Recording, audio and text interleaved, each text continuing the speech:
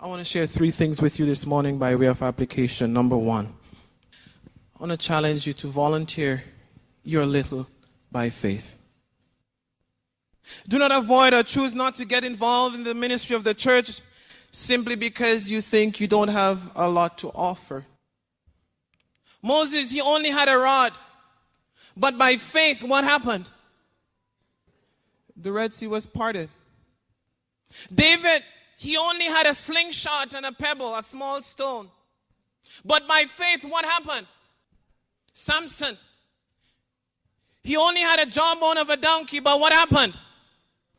He destroyed a lot of people. He murked them off. He wiped them out.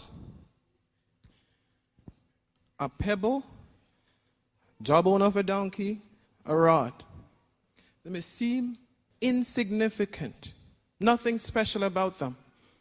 But by faith, the insignificant became significant. The nothings became something.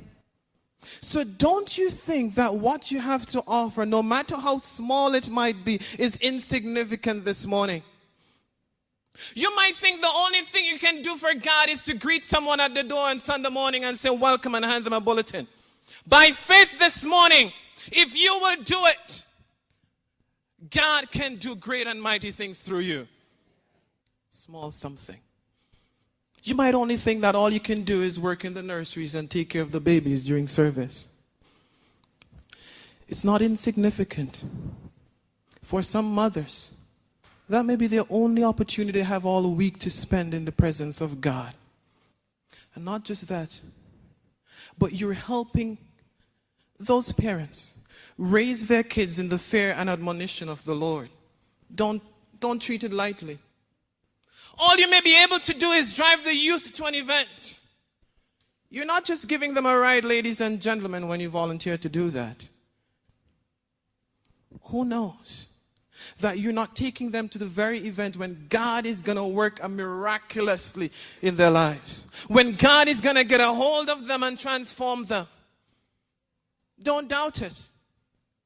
You may only be able to go to No Frills. Allison, where's Allison? I need my No Frills bag. You may only be able to go to No Frills and buy $5 worth of food to put to the food bank, or drop $5 only. Are you with me? It's not insignificant. That's a meal for someone. And not just that, it's opening the door for God to transform someone's life. Do not think that it's insignificant. Volunteer your little and see what God is going to do. You're not the one who's going to multiply it. You're not the one who's going to do it. God is the one who's going to do it. The little boy did not multiply his 5 loaves and 2 fishes, nor the disciples. God did it. So you bring your little and let God do the rest.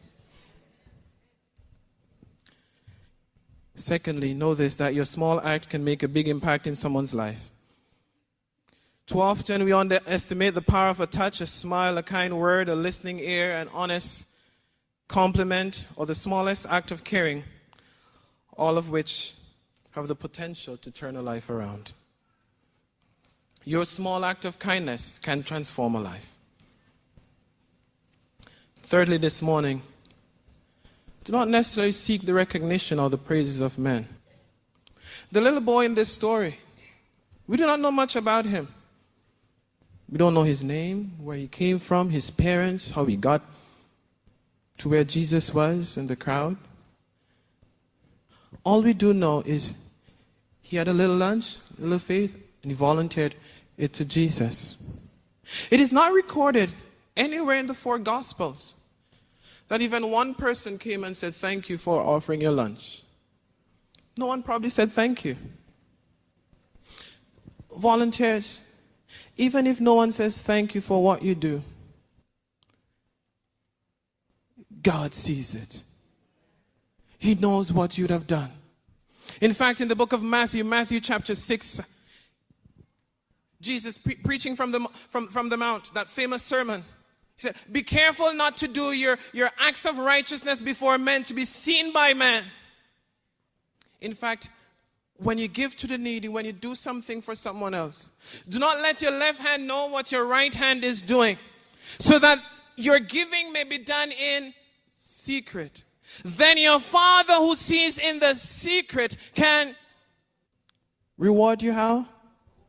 Openly. Some of you, you see some people, they're prospering. Before you judge them, they've been blessing people in secret. And what you're now seeing is just God blessing them. You may be working in the nurseries and no one comes across there and asks you how you're doing. No one might come and say thank you for what you're doing. It's okay. Because you know what? You're just being set up so that God could bless you even more. Are you with me? No one might see you coming to church early in the morning, lifting these heavy speakers and putting up all this stuff. The pastors forgot to say thank you. When they had the volunteer lunch, they forgot to invite you. I didn't get a Christmas card. How come I never got a Christmas card? Don't you worry. Because God sees what you've done in secret. And He's going to bless you openly for it.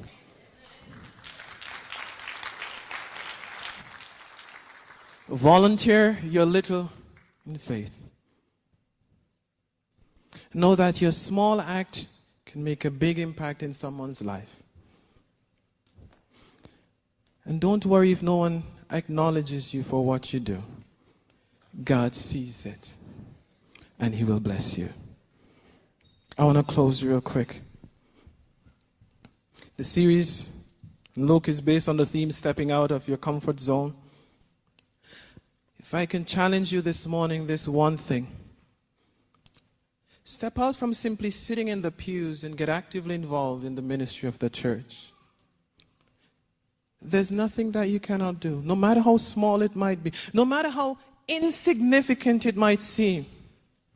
God can use it with your faith to transform a life.